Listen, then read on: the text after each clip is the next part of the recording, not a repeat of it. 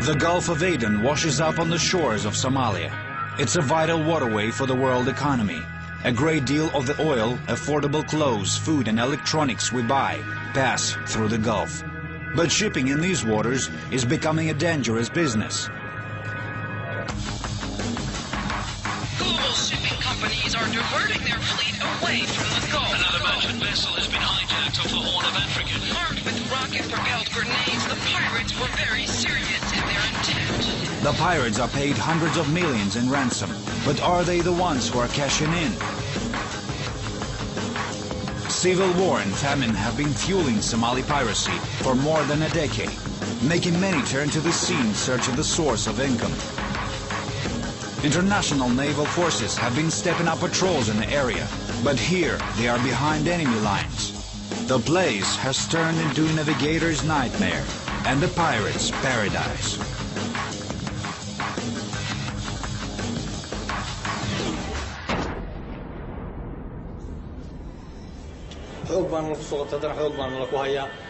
We haven't kidnapped anybody.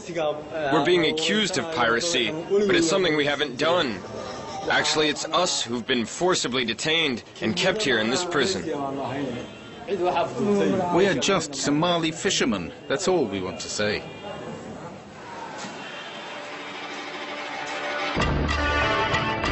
End of April 2009, the Russian destroyer Admiral Panteleev captured a suspected pirate ship in the Gulf of Aden, off the coast of Somalia.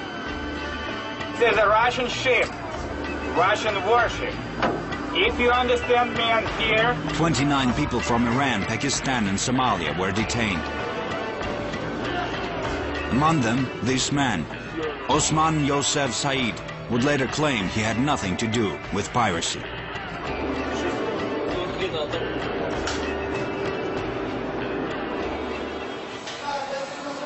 Because of the legal complexities involved, only a handful of pirates have faced trial in recent years.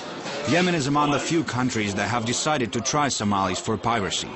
Osman Yosef and his friends are now waiting for their day in court. And of course, it's in their best interest to deny everything.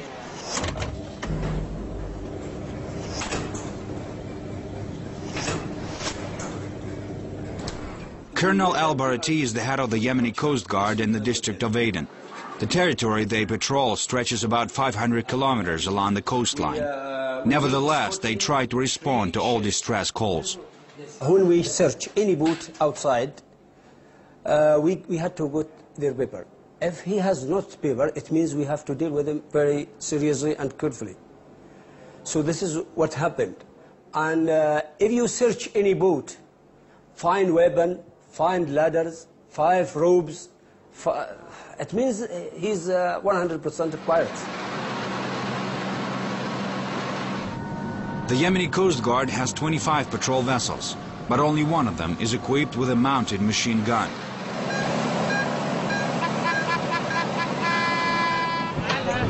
Please cooperate with us and soon we'll finish, over?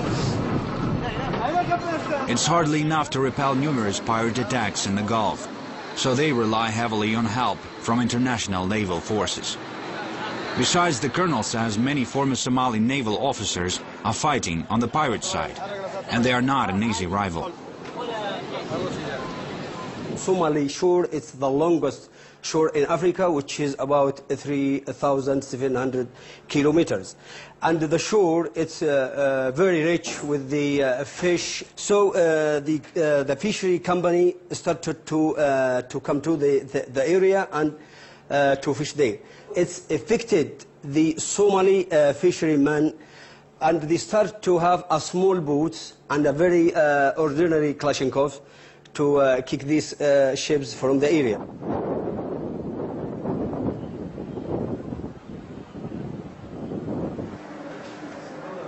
This is the only sophisticated hospital in a nearly 700-kilometer radius, and Somali pirates are frequent patients here.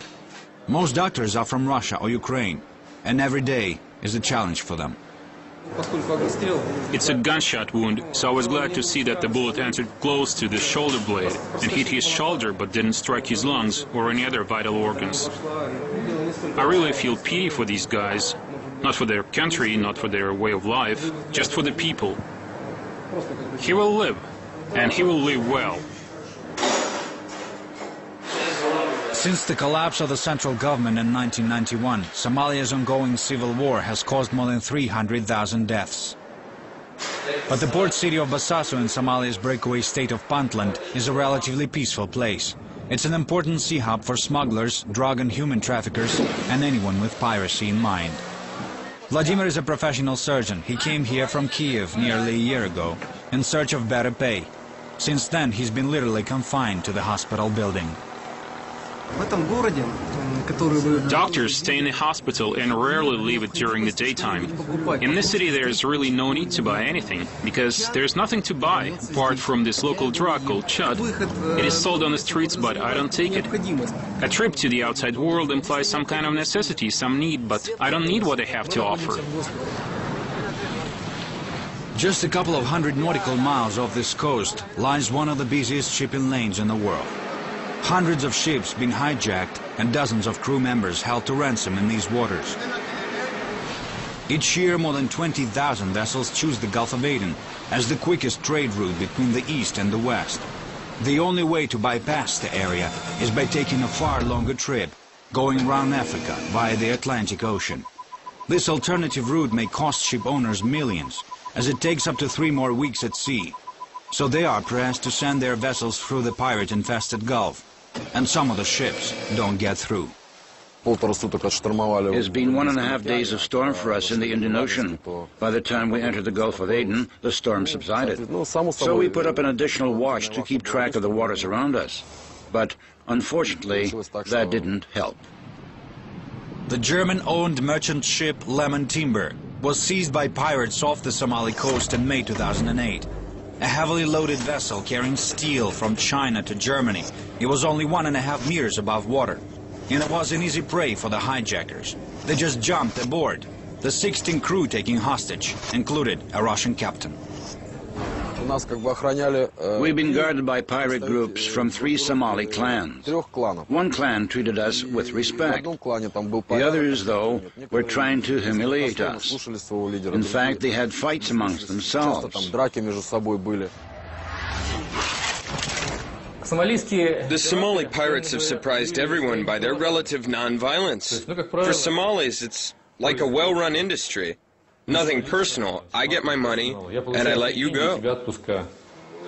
Vadim Mamontov is an inspector for the International Transport Workers Federation at the port of the Russian enclave of Kaliningrad.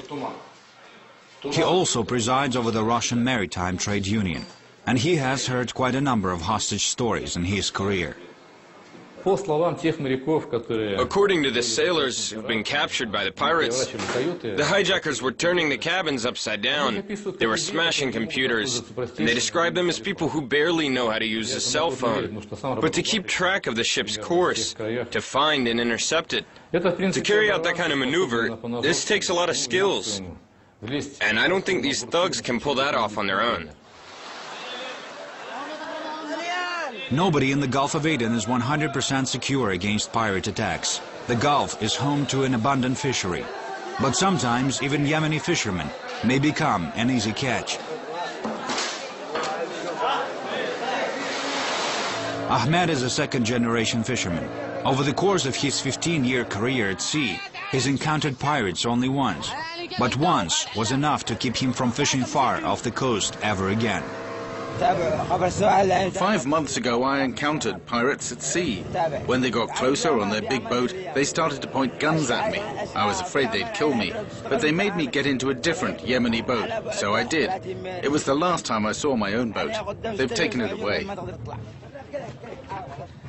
The pirates often attack Yemeni fishermen, most of whom don't live long enough to see their boats stolen from them. But the boats are a crucial link in the pirates' assaults on bigger vessels. They are used as a cover.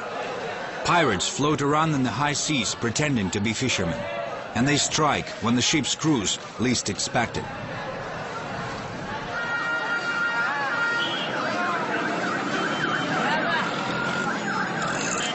Some 400 kilometers north of the troubled Gulf is the Yemeni capital Sana'a.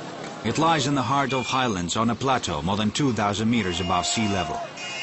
Ancient city of nearly 2 million people is sharing its nowadays problems with the rest of the country.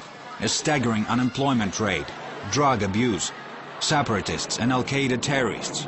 The country faces a lot of challenges, and the Somali refugee issue is one of them. The number of registered refugees now is over 100,000, but in actual fact, the number of refugees is probably over 600,000 or 700,000. This creates for us a social and economic health problem, tremendous challenge for a poor country. This is Basatin refugee camp. It's a slum area near Aden that has become home for up to 14,000 Somalis. With refugees traveling frequently between Basatin and another camp at Haras in search of jobs, it's difficult to pinpoint the exact number of people living here. They live in harsh conditions, but many of them say it's better here than at home in war-torn Somalia. This 35-year-old Somali lost half of her family to civil war.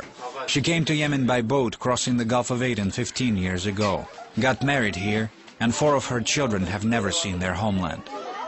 I live a difficult life. Look at my house. You see how we live here. Sometimes when I get a chance, I work for cleaning services. My husband, when he wasn't sick, used to wash cars. We barely make enough to pay for rent, utilities and food.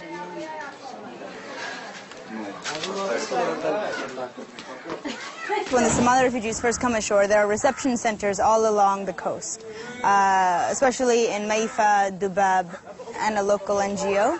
They register the refugees and then they transport them either to the refugee camp or they can drop them off in the cities. The UN Refugee Agency here in Basatin is facing a tough task. They're offering refugees a number of services the Yemeni government is unable to provide on its own, from basic sanitation to rehabilitation. But it's hard to help everyone as the refugees keep coming. Yet not all of them are fleeing from the war. I have heard also that there are informants and people that assist piracy that are working out of Aden, which is for obvious reasons. I mean, you have the port here.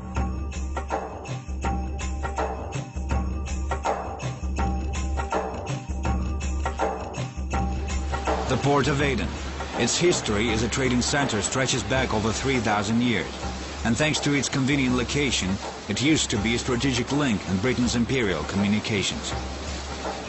Aden has the largest natural harbor in the world, and it was among number 3 of the most important harbors on the route from Europe, passing the Suez Channel towards India and Asia. And but this reputation declined. Margaret Arning is a chief advisor to Aden's Chamber of Commerce. She first came here from Germany as a tourist. 20 years on, she returned with a mission. Margaret wants the port to regain its importance. It is now losing millions in revenues, and piracy is playing a key role in making merchant fleets bypass this area. She says it's hard to convince people to invest in the port when they hear of Aden's proximity to Somalia. When it is not possible to stabilize Somalia, how should you stop piracy? Europeans are also involved somehow, as they use the coastline of Somalia for their waste disposal. I have to investigate more what is true or what is not true. But if this is the case, and let us say people in Somalia, they are suffering, they have diseases they haven't had before, then also this is not right. According to the UN, 2.5 million people in Somalia need humanitarian assistance, while 1 in 6 children under the age of 5 is malnourished. Famine has been plaguing the country since the ongoing civil war first broke food distribution systems nearly 2 decades ago. Almost 1 million people fled Somalia in 2008 alone. A paradise lost by millions has been hijacked by a few.